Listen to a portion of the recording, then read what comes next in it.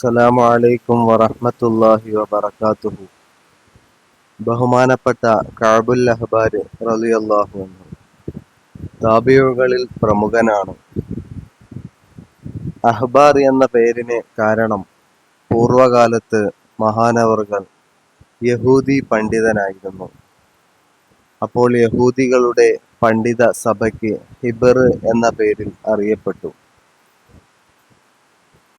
അങ്ങനെ പൂർവവേദങ്ങളിൽ പരിജ്ഞാനമുള്ള പണ്ഡിതനായിരുന്നു ബഹുമാനപ്പെട്ട കഅബുൽ അഹ്ബാരി റളിയല്ലാഹു അൻഹു.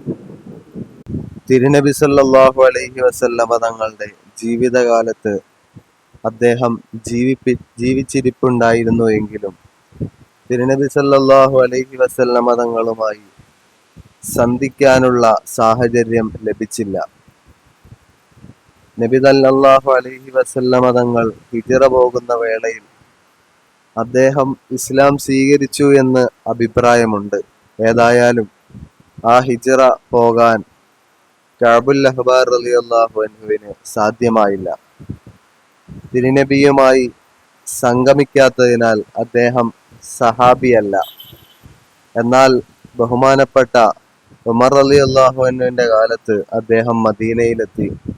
ഉമർ റളിയല്ലാഹു അൻഹു തുടങ്ങി അലി റളിയല്ലാഹു അൻഹു തുടങ്ങി വലിയ വലിയ സഹാബികളിൽ നിന്നും പഠനം നടത്തി.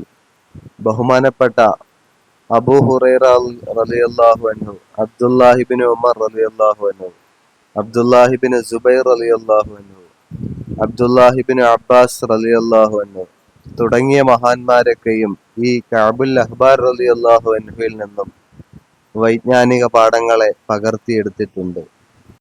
അവസാനം മഹാനവറുകൾ ഷാമിലേക്ക് താമസം മാറ്റി. മരണം വരെ ഇസ്ലാമിക പ്രബോധനത്തിലും പ്രചാരണത്തിലും ജീവിതം സമർപ്പിച്ചു എന്ന് ചരിത്രം പറയുന്നു.